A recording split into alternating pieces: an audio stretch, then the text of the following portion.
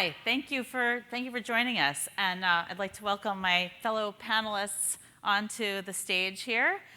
So we're very lucky today to have a great panel to discuss inclusive conversations with women in technology.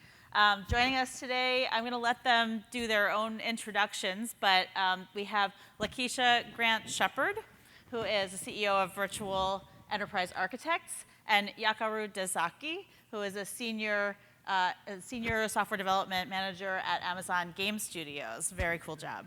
All right, so let's kick off with just introductions from you guys. Great. Hello, everyone. My name is LaKeshia Shephard, and I'm the CEO of Virtual Enterprise Architects. Hi, everyone. My name is Yakaru Dezaki. I have been in game development about 15 years, and I'm at Amazon Game Studios now.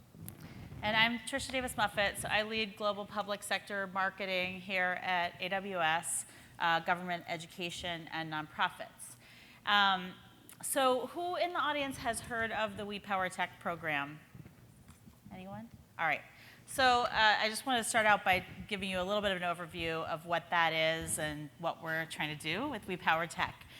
Sasha is here in the audience, who leads our We Power Tech program. Wave your hand, Sasha.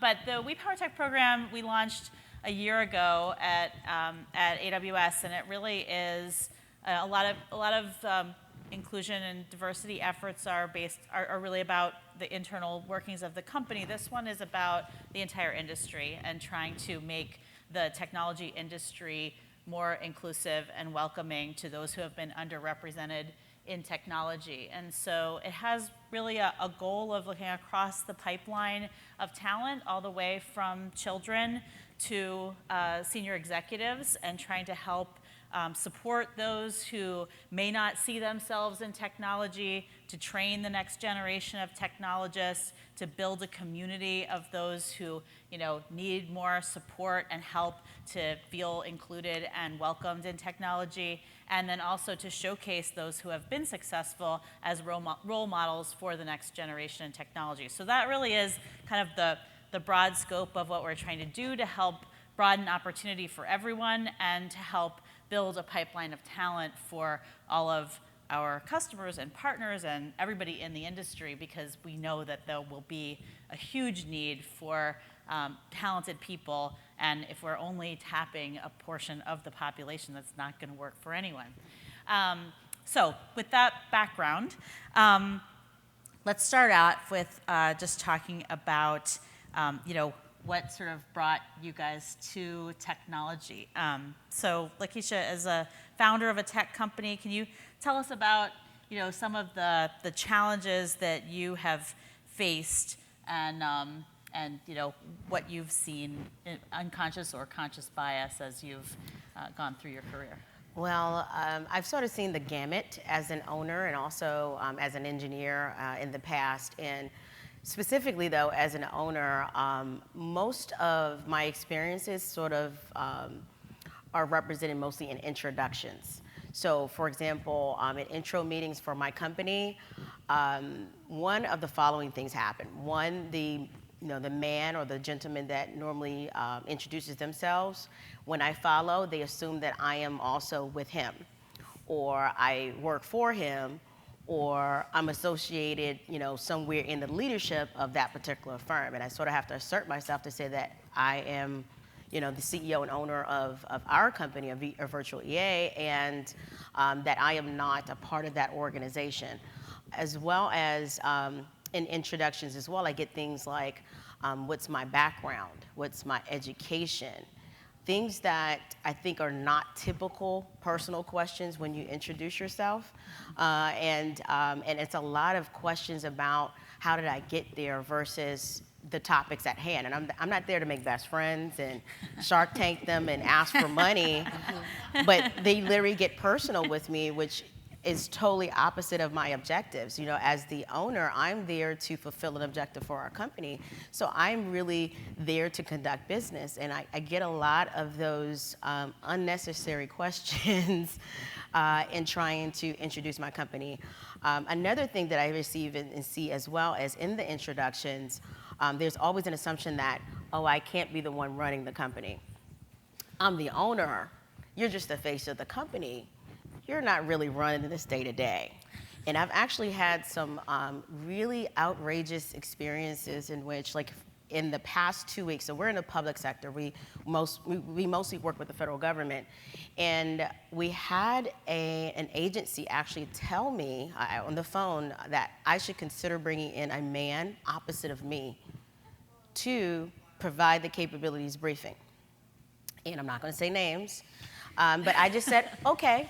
And I have a common thing of just saying, okay, and I'll do the total opposite of whatever I want to do because I really don't care about their opinions. I'm going to conduct my business the way I choose to. But literally at that moment, I said, okay, because we wanted the meeting, came in completely prepared, pretty much, wowed them with as much experience in our company capabilities that we could possibly provide them with.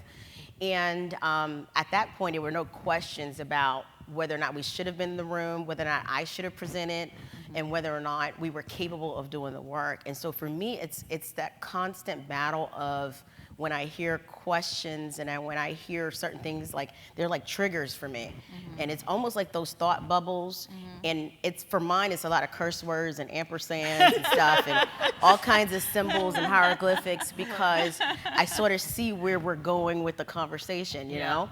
But I grin and bear it, I keep moving, and the biggest thing is just making sure that we are at the table and then opening, their minds based upon the conversation as to whether or not I'm qualified to even be in the room and at the table.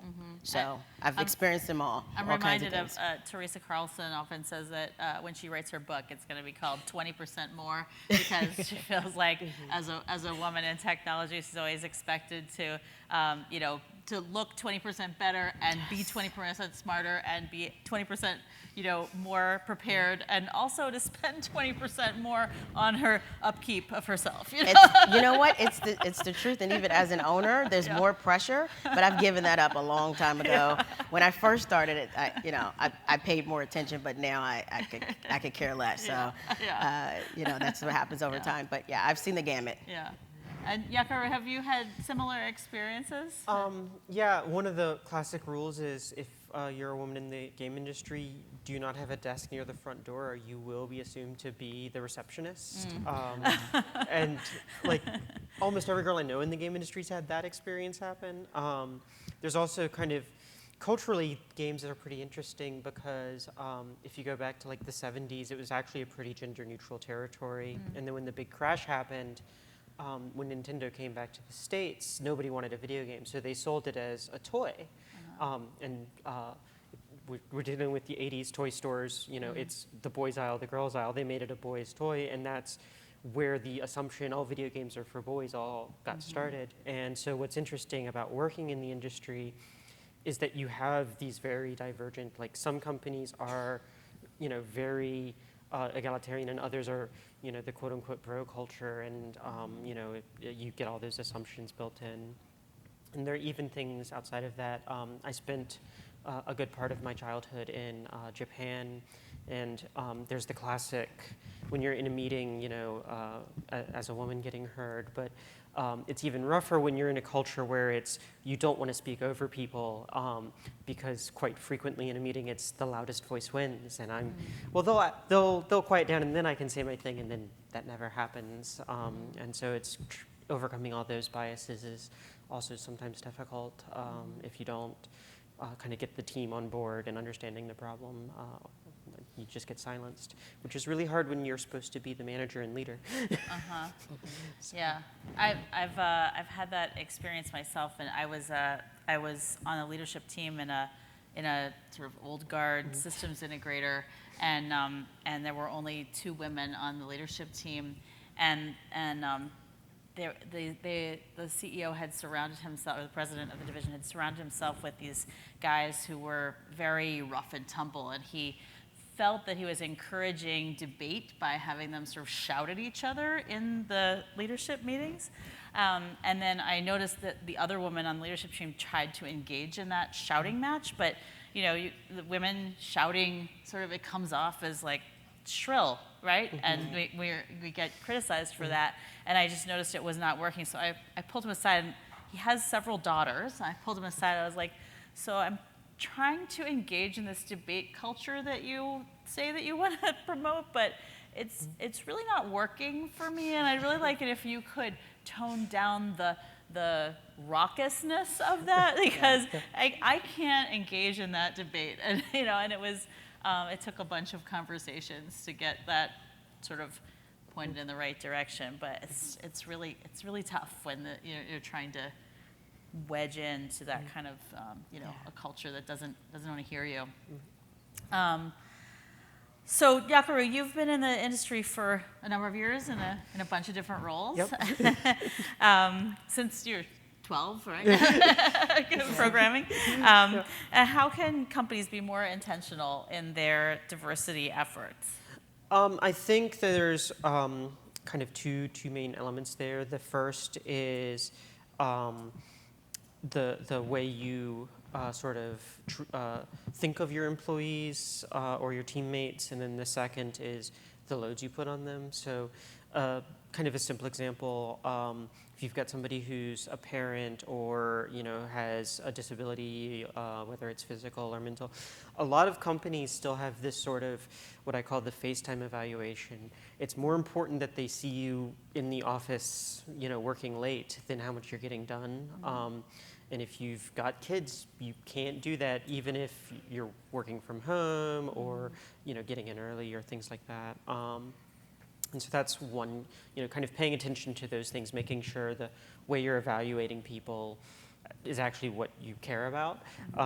Because I don't think anybody wants somebody sitting in the office for 12 hours browsing YouTube. And then the second thing is, if you've got somebody who's underrepresented, don't put the load of whatever needs they have on them. Don't have your foreign employee who's still learning English, have this giant load of, well, we're still going to, talk as quickly and over top of each other, and that's on you to understand us. Or if you've got, transgender employees, well, it's, your problem to go deal with the insurance company.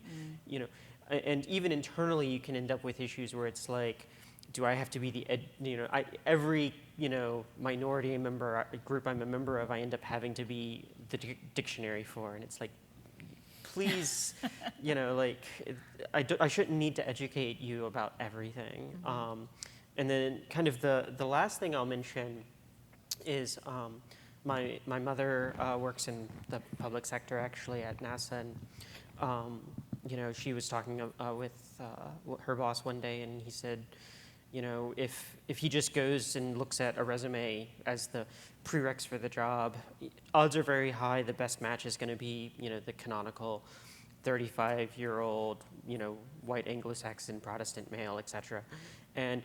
But he's already got 10 of those. And so he's not really adding anything but manpower at that point. There's no insight, there's no difference of philosophy, there's not going to be any innovation from him hiring somebody he's already got. And so I thought that was a really insightful thing that has actually been proven out. When you have more diverse teams, they tend to have better products, they tend to work faster, they tend to have more customer empathy, and it just kind of, it makes sense, but it's, I think, important to think of diversity as more than just this, oh, we're doing the good thing because we're supposed to. It actually does result in, better outcomes. Yeah. And so LaKeshia, I know that you've been thinking about this a little bit about what is the business benefit for adding a more diverse workforce and being more inclusive? Do you have any experiences or thoughts about that? Yes, well, to me, it's all about productivity. And when you have more diverse thinking, more people from various backgrounds, you get different perspectives, you have different outcomes. I know you guys are, Googling recipes as an example, right? And you'll see 8, 9 different recipes for one basic shrimp scampi as an example, right? And you're like, this is simple. It's just butter, shrimp, et cetera, right? But then when you look at, other cultures, how they make it and prepare it, they may throw in a little rice, they may throw in a little bit of extra, herbs and so forth, and then it becomes a totally different recipe. And so when you think about your businesses and the work that you do day to day, it really is, what's the extra seasoning, okay? Like where am I gonna get the next recipe and possibly the best dish, out of the available options? And for me, it's really about building a diverse pipeline of candidates, one, so that you have the different perspectives, and then while they're there, engaging them enough where they feel that their voice is heard. Everyone wants their voices to be heard, regardless of what gender, socioeconomic background, et cetera, right? You want to feel valued. And no matter how you sort of bake in diversity through the process, you just have to make sure that that voice is being represented. And from our company's perspective, we not only make that a part of our hiring process, but in our professional development, our employees are rated. There's a diversity rating based upon how inclusive they are of their peers. And this is through our 360 feedback. So they have managers rating them to see, okay, are they listening to other team members who are opposite races of them, et cetera? And are they listening to not only management, because, of course, as from leadership, you're definitely tone deaf when it comes to, leadership and management and overall work objectives. But when it comes to the gelling of the team and whether or not the team truly functions as a highly productive team, you have to look at those different group dynamics, and a big part of that is the diversity of the team. And so if you do not diversify your teams, I feel that you're at a total disadvantage, and you're definitely not going to make it in this global economy and the direction that we're moving, especially so quickly now in technology. Yeah. As I was talking earlier about that sort of full pipeline of talent, Yes. from kids through to senior executives, I'm interested in what brought each of you to technology, what got you interested in the first place, and also if there are points where you thought, I don't know, and had to push through that and stick to it. You wanna? I mean, I've got a huge advantage. My mother's an engineer, and her mother was an engineer, which kind of unheard of. And so that was kind of part of it. And then the other part was, it's a fairly involved story I was actually telling a little bit ago, but my grandfather actually got me started programming before I was in grade school. It's actually how I learned to read and write, was through programming, which is insane. So the upshot is, I think I ran into a lot less of the barriers. When my mother was signing up for calculus in high school, there was this, you don't need that, and they were actually trying to shove her out of the class, and I at least never had to deal with that. And then on the few occasions I did, I think I just had this intrinsic confidence because of course I can do it, my whole family does this, and I think that really helped me push through. So I never really had any big doubts, but what I have seen as I've mentored people is seeing how people who don't have that background are affected, and it's really hard when you're mentoring somebody and they have this sort of intrinsic, I'm not cut out for it. And there's kind of tied into that. I remember reading a report a couple years ago where it's talked about how we tell kids they're intelligent, and we I forget the exact wording, but it's we reward girls for doing it right the first time, and we reward boys for trying until they get it right. Yeah.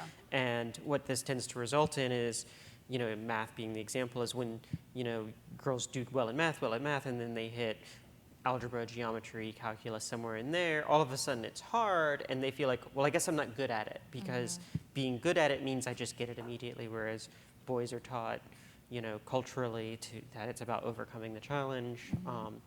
And I think that I come from a family where that's what everyone was taught, but seeing that through in people I've worked with has been really eye-opening. Yeah, that makes me think of the story of Girls Who Code, of them realizing that the instructors would hand out a task, and they would find girls who had a blank screen, and they would come to them and say, what's going on? And they'd say, I can't do it, I don't know what to do.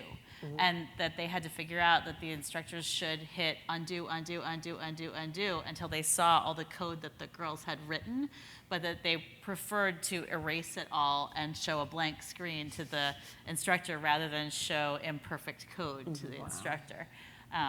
So yeah, like that whole idea of, it's got to be perfect, right? Breaking that is important. What about you? What got you interested in technology to begin with? Well, definitely polar opposite of Yakaru. I did not have parents who were in tech, much less, they still don't know what tech means really and what my company does. But I have a finance degree, and I went to a historically black college and university, and so I had a full scholarship there, and I was studying finance, realized finance was not what I really wanted to study, but I was on a full scholarship, so I had to maintain credits, and with one class left under my finance undergraduate degree, I decided to go into IT because I've sort of had an interest, always had an interest really. I was just sort of pigeonholed into that stereotypical, okay, you're either a lawyer, those kinds of things, parents' expectations and so forth. Sorry, mom and dad, but literally those kinds of things and what you're good at. And decided that that was definitely not for me, and took three or four different IT classes in my final semester. And then it was just like, why didn't I do this all along? And once I got my degree, I made sure that I interviewed with IT companies as opposed to a lot of the financial companies. And I received my first job as a requirements or systems engineer for a systems integrator. And that was like my real, like, sort of pinky little toe into IT. And from that experience, I realized early on that that was really the path for me. I just didn't know it back then, and it's been a learning experience ever since. And so for me, I've had several certifications, and I've sort of got my act together since I was sort of late in the game, not 12. Unfortunately, I was about 21. And so it's been a process there. So I definitely say for those who are still brand new into IT and so forth, especially now when we get to cloud computing and AWS, don't be ashamed. You could one day own an IT company too, and literally it's just the experiences that take you, in your path. And have there been any times in either of your careers where you thought, this is too hard, I don't know if I can keep going? I mean, I'm Every sure day. there's been a million, but anything that stands out? Well, for me personally, the biggest challenges have been external factors that have impacted our business. Like, for example, government shutdowns. Who would have thought? And you're in public sector. I thought I was stable. We were stable. But then politics gets in the way, and other things external to actual management of your company impacts, like, the future of your employees' livelihoods and your livelihood. So for me, the biggest challenges and the biggest aha moment for me was definitely the shutdown in 2013.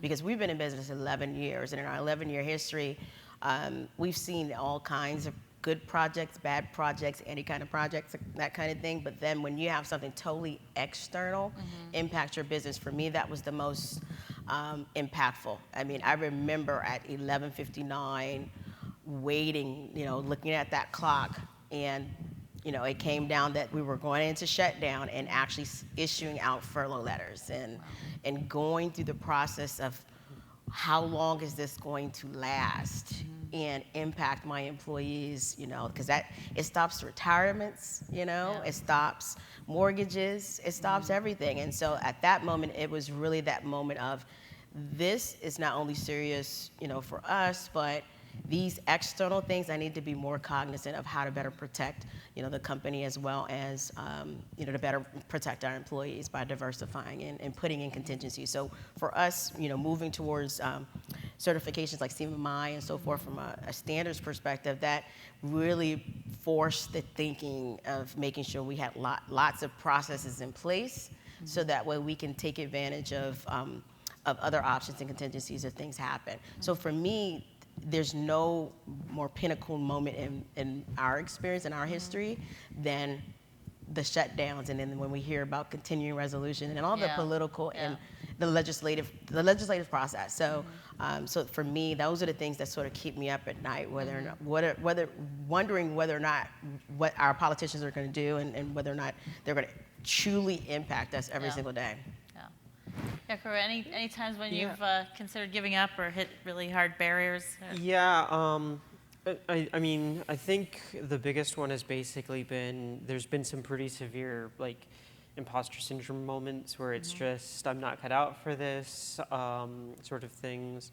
And those particularly get exacerbated. I've got some medical issues that I've had since childhood. It pulls me out of the office quite frequently, and it's one of those things where you're, like, realizing that, the last month you've only been able to put a full day in at the office, 2 or 3 days a week, and this is, going back to what I was saying earlier, and probably the best thing that ever happened to me on that front was, ironically, making it not matter. This was years ago. I took a job with a company, and not for this reason, but ended up in negotiations getting remote work, so I wouldn't have to move. And as soon as I was a remote employee, all of those things went away because no one's expecting me to be in the office. So the expectations changed. I got my work done, and like it showed not just in my own feelings about work, but it actually showed in things like my annual reviews. My average annual reviews, quote unquote, score was notably higher once I did that, and it was a really big, like, eye opener to how much that was impacting me, both internally with the imposter feeling and just feeling like, one of the lines I have is, anytime my boss said, "Can we talk?" I was terrified. And that combined with, my coworkers having the expectation of, not, questioning, what's going on, doesn't seem like she's ever here. And it's like, no, she gets her work done. And so that was probably the biggest problem I had of like feeling I wasn't cut out for it and how I kind of dealt with it. Yeah, and that I imagine also just advocating for yourself, right? To say, I want to, this is how I'm going to work best. Yeah. And that's another one of those tough things, right? to get over is being asking for anything different is always hard. Yeah. So I'm interested in what you guys think about the future. What do you think success looks like if we think 5-10 years out? What would you like to see happen in technology to be more inclusive in the future? Whichever one of you wants to go first. Well, for me, definitely more diversity, more people like me, more LaKeshias out there. Be a black woman and have a name like LaKeshia, I have a ton of stereotypes that get thrown at me immediately just by my name alone. And so, fighting through those kinds of obstacles and definitely seeing how IT is so global and we're all so interconnected. Being in a room where you can't pronounce each other's names, to me, that is success.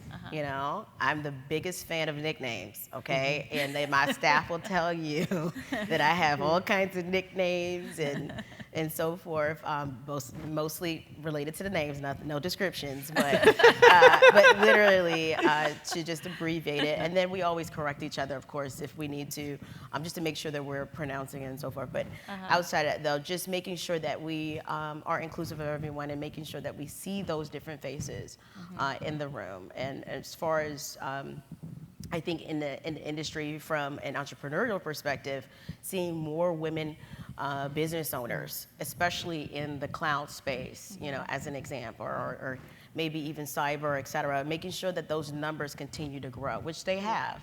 And I'm really excited about the future and seeing more of us, take ownership and serve on panels like this to encourage other women to start their own businesses. Yeah. Yakaru? I think I echo a lot of that. One of the things that I think I'd like to see start to shift and change in tech in particular is that there is this sort of built-in assumption that I've seen in a lot of the tech community of sort of to use just gender as a very easy example. Oh, we're progressive. We believe in the equality of women, and then you can actually go, this is a really interesting thing if you look at open source projects, when the commit is a clearly feminine name, the accept rate of their code is lower. And in fact, there have actually been examples where a woman has gone by like initials or something, and then as soon as it becomes publicly known she's a woman, nobody starts doubting their skill out loud, but all of a sudden their accept rates go down. Having a like novelists in the 19th century, right? All the women named George. Yes. Right? I've got a fairly unique name, and it's always interesting to see how that plays out, because people don't know what to expect from it. So I think that kind of this awareness that there can be problems, there can be concerns without needing to have, pure, straight on misogyny or racism. There are these, built-in assumptions. I've got another talk I do where I actually kind of do a very drastic presentation shift, and people jump. Because when everyone kind of gets this idea of who you are, and if you suddenly present as a very different person, it disrupts it. And if you go look, at when you've got kind of, this goes to your thing at the very beginning, how often is in a workplace is a man asked about his family? From time to time, not very often. Almost every single time I've had, a girl in the office, that's one of the most common questions they get. And I think the growing awareness around those sorts of issues of, you don't have to be a bad person, to have these assumptions, we all do, but just the awareness of it, I think is going to be the thing that makes the next big leap of progress in terms of diversity improvement. Well, at this point, we'd love to open it up to all of you. And are there any questions from the audience? Yeah. Do we have a mic out there or no? I don't know if we do. Thank you, Patrick. Thank you all very much. So I wrote myself down so I don't take a lot of time. I have two things. The first one leads to the second one. And I believe that we're here because we want to change in this industry, and we need to talk about the difficult conversations. That's how we make real change. First and foremost, I feel like I've been in a lot of sessions like this a lot of times, which is really good, like the conversation is being had. But what I'm concerned about is, when do we move it from something to be spoken about or to be seen as being done to something that is actually really changing? I believe that there's a lot of talk, but very, very, very little progress. And I was at this DevOps thing a couple of weeks ago in DC, and I was just like trying to look for people that look like me, women in general. And it was just like, I do know that there's a lot of women, going into tech now, but why are they still not being sent to why are they still not being represented as much as we want to? So we realize there's a problem, but what is wrong? What is going on with the change? Which leads me to the second thing, that if we're trying to cater to the women currently in technology, what is going to happen is the generation coming, they're going to face the same problems. And then our story will be what we say, when I started here, that happened. Meaning we want to use our story to placate them and make them feel better. A young college graduate coming out of the restroom, in tears because someone said something, or they won't include her or anything. So what I thought is, what are we doing? What do you think can be done in such a way that we catch them young? Not only 4-week summer camps where girls come, they come for summer, then they go until the next summer. What is being done to incorporate these things into the curriculum in such a way that the next generation, they don't have to face these things, because we would have opened that door wide for them. So I understand a lot is being done, a lot of progress is being made, but why is it not still being felt? A lot of talk, very, very little change. Thank you very much. Any thought? Yeah, go ahead. Yeah, well, I got to say, it starts with you, so thank you so much for asking the tough questions and the dialogue that you mentioned, because it really starts with every single one of us, and especially as women, we should also make sure we bond and make sure that there's other teammates, et cetera. Like, for example, this session, bringing in colleagues. You know, there's more, I hate to say we're a pack, but, you know, we have to bring as many women as possible to these kinds of discussions, to be represented and so forth. But most importantly, we also need to reach back and ensure that there are other opportunities for those that, you know, come behind us. For myself, I partnered with AWS probably 4 or 5 years ago because I brought to them an initiative to help more minority institutions and HBCUs as far as getting them into a cloud. And it really starts from an idea and you figure out creative ways to really engage and bring other people, you know, into this this industry, and most importantly, even into your own individual companies. So when you have and you see openings at your jobs, make sure you refer friends, make sure you refer colleagues. I mean, again, it goes back to pipeline, it goes back to people in the process. The only way that there's going to be any changes if you increase the numbers, and then volunteer definitely within, you know, at various institutions, and also in high schools to reach, you know, other young ladies, for example, who just might need that success story and that example that they can make it too. I mean, I'm very interested in hearing from anybody in the audience who has thoughts about you know, practical things that we can do. We are under We Power Tech. We are trying to link up.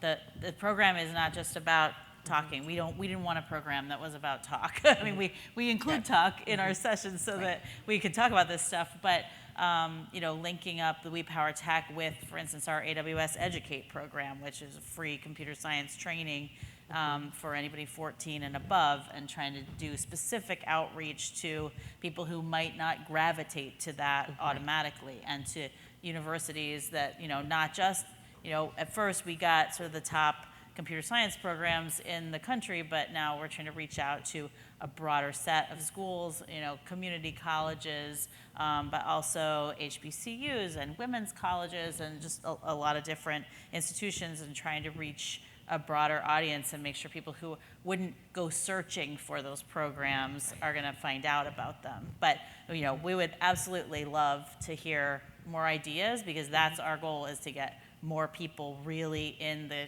field and also staying in the field. Correct. Yeah. I think I've got kind of a 3-part answer that I'll try to go through as quickly as I can. The first part, which is the most depressing, so I'll get it out of the way. It's culture takes time to change. So the trivial example I'll give is, you know, my mother's math teacher who said, "You don't need to take calculus." That kind of person, you know, like changing their mind directly, especially if it's the more subtle type of stuff I was talking about earlier, that's just going to take time. You know, like the culture has to cycle. That's the depressing answer. The good news is it is. The second thing that I think is also really helping right now and is probably accelerating is basically the role model effect. Who, you know, nobody thinks that they could be an X if they don't see someone at least vaguely like them. I made the decision probably about 5 years ago at this point to come out and be openly intersex, which is a genetic condition I've got, because I realized I don't know anybody who is successful, and it's actually been amazing. I've had dozens of intersex people write me and basically be like, every intersex person I've known has basically, you know, been on, you know, the bottom rung of society, and you're successful, and, you know, you give me hope. And so I think as more women, more minorities, like, as they become role models, you know, that will make people think they can do it. And then the third thing, and this is much more individual, but it's work, or, you know, outside the system. There's a girl who's one of the best programmers I know, and her background was art. She was a 3D modeler and ended up coming to me for some pipeline problems. I taught her to program, realized she had a knack for it, continued. She's now a lead programmer at a fairly big company in San Francisco within 5 years. it was just, realizing, yeah, she doesn't have a CS degree, she's got a knack for it. I, taught her, and then she built a portfolio, and nobody at this point cares where she went to college. And I think being able to, work around the expectations can be a way for specific people to sort of inject into that.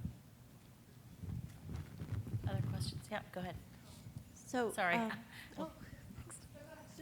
So first I wanted to also respond to your question. I've been in the field since 1998. I used to be the only woman and mixed race person at a group. Every chance I saw somebody who was not a white man that would show up, I would make sure I beeline right over to them and say, "Hi, how are you? What are you doing here?" And I wanted to make sure that they knew they were welcome, because God, did I need them. Now, that was in Boston, and things got better. But I have to say, here in DC, it's like a wonderful spice cabinet, and I love it. But I also have to say it's got some problems, because one of the big things about it is we're so focused on what we see.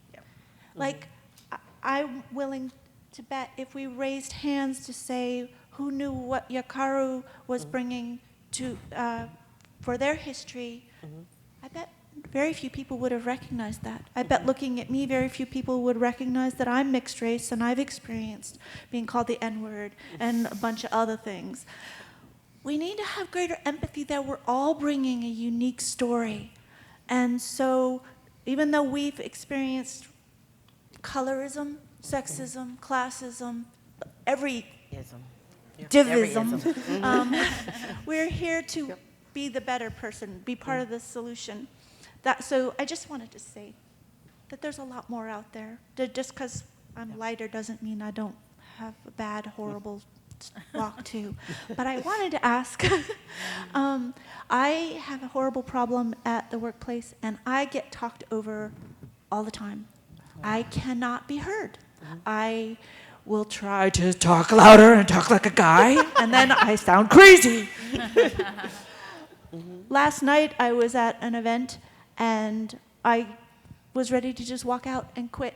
I went and sat down, and I was about to start crying, and finally someone came over and said, "Are you okay?" And I said, "No, you guys keep talking over me. I have something to say. The head of the program said that you guys need to listen to me, but you keep making a circle and putting me on the outside." And they said, "Well, get in the middle." I'm like, "I'm not going to push." So you guys, maybe you have had better success, or maybe others here have, and I would love to learn how, and then others here can also learn. Sorry, and I'll hush. Yeah. Well, great commentary. Second everything that you said. For myself, one of the things that I do is I talk first. So the moment we enter the meeting, I talk first. And I would just immediately put my voice out there first, so I don't even give them an opportunity to start.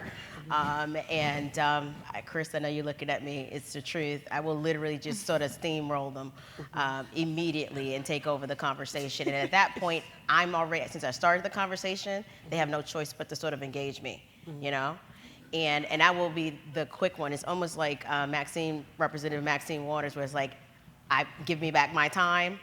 I will literally assert that and say, well, back to what I was stating, how are we going to resolve this, et cetera. So making sure that even if you do exert your voice, making sure that you make the connections where everyone in the room sort of comes to a place of, okay, I understand her point or viewpoint, and what are we going to do? So that's one of the suggestions. Two, I like to dress loud.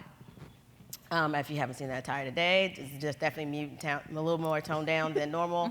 And so I do things that could be gimmicky, but it will draw attention to myself.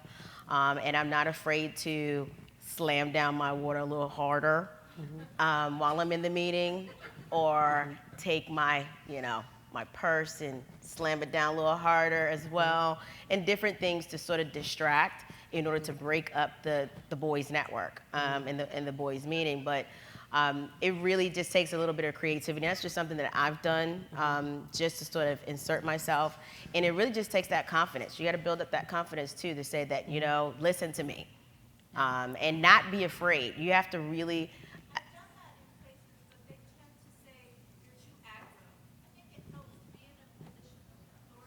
Right. Yeah. Right. Yeah. Well, I'll say this much too. Has everyone seen the Hangover? So Mr. Chow's like his favorite phrase is, "But did you die?" That's literally what I live by in my mantra as far as what I say, because I'm like, okay, well, are they going to fire me for this? Nah, I'd rather ask for forgiveness than, you know, unfortunately. Also helps when you run the company. Yeah, so it's just like, yeah. But even when I Yeah. didn't, it was Yeah, just, yeah. but did you die from it? So, Yeah. I mean, you're going to survive. It's that fear that, you Yeah. know, sort of also plays into Yakaru? the. I've kind of used a couple of things for that sort of thing. The most effective is actually kind of an interesting one too. The first is basically, and again, it's hard to do these things if you have no power, but it's one, I minimize like informal verbal conversations.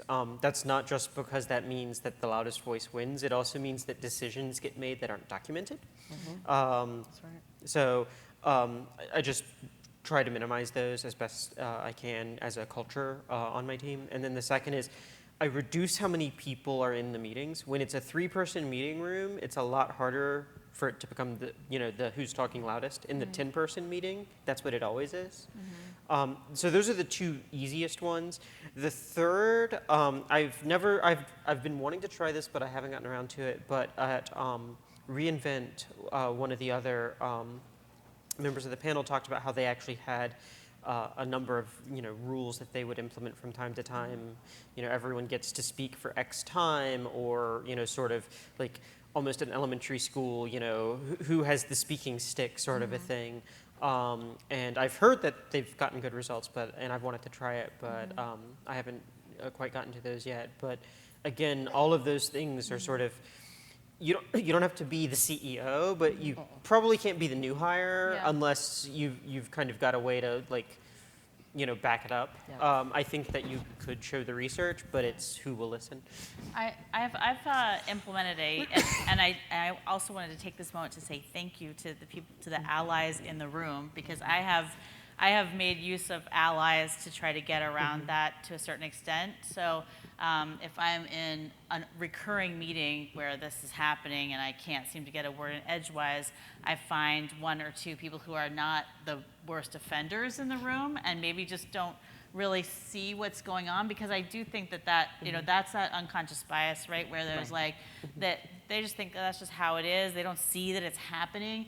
And so you get a couple of people who are sympathetic and talk to them one-on-one and say, hey, this is what's happening to me in these meetings. I'm trying really hard to get my point across and I can't be heard. If you could just help me when you see that happening and say, hey, I think Tricia was trying to get in there. Or, I just want to come back to what Tricia was saying and help to bring the conversation back when you see me struggling, then that's been helpful. I mean, you have to have somebody sympathetic in the room, but usually there is somebody sympathetic in the room.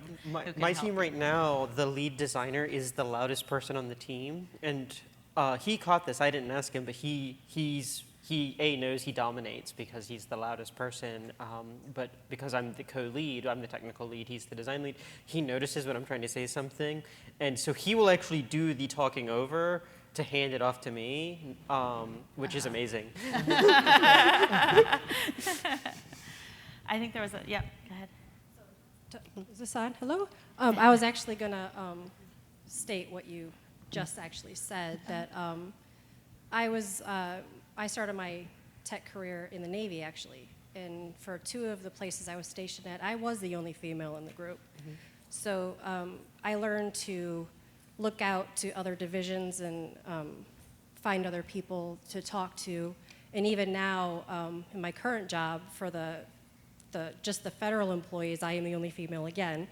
So I have been reaching out to other divisions within my agency, finding those like-minded people to talk to, because we all have unique, different stories to talk about, and not everything's going to be common, but to find another person to talk to has been a huge help.